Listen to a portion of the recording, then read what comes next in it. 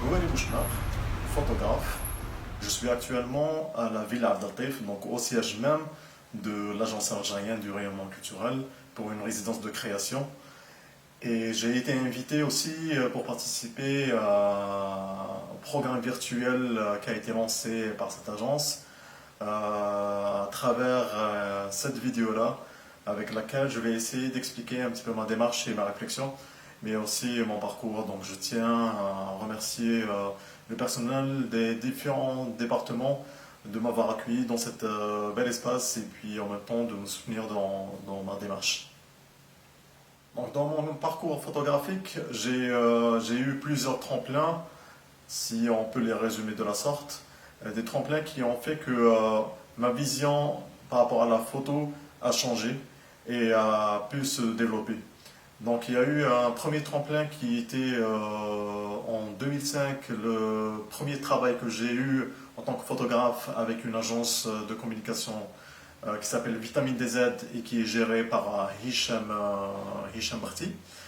Donc mon travail consistait principalement à aller sur le terrain, à essayer de ramener le maximum de matière concernant le patrimoine matériel et immatériel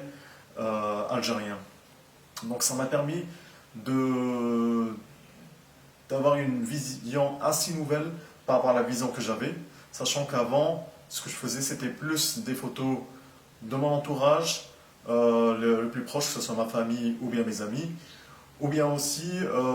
des photos de texture, ou puis en même temps des photos de l'urbain. Et puis par la suite, il y a eu aussi donc, un deuxième tremplin, qui est l'association La Grande Maison, où j'ai adhéré à cette association en 2006. Et grâce à cette association, j'ai pu développer une narration photographique qui vient fusionner avec la narration littéraire ou bien la complémenter aussi. Donc il y a une sorte de complémentarité entre le texte et la photographie qui est pour moi très très importante. Et à travers cette association, j'ai pu aussi aller en profondeur dans les œuvres d'Ibn, donc dans les œuvres de Mohamed Edib, et essayer de travailler essentiellement autour de ces textes, mais pas que, puisque j'ai travaillé aussi autour de textes de Mahmoud Darwish, ou bien de textes de Nietzsche, ou bien de Hegel, ou bien d'autres auteurs ou bien philosophes. Donc ma réflexion et mes sujets sont essentiellement tirés de mon entourage, des personnes que je rencontre, et puis en même temps des différentes sensibilités que je peux en même temps absorber, que ce soit à travers l'espace dans lequel je suis,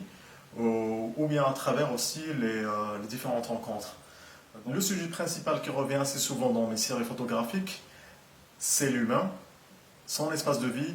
et l'environnement dans lequel il est. À travers mes différents regards et à travers mes suggestions d'images, j'essaie à chaque fois de poser comme une sorte de questionnement par rapport à un état des lieux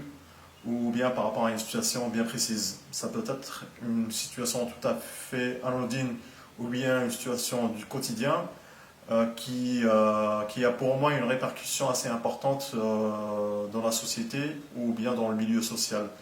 et qui pousse le récepteur, donc qui pousse celui qui va regarder mes photos ou le travail que je vais présenter, à se questionner à son tour et puis en même temps à se poser. Dans mon travail photographique, j'essaie aussi d'intervenir sur le support, puisque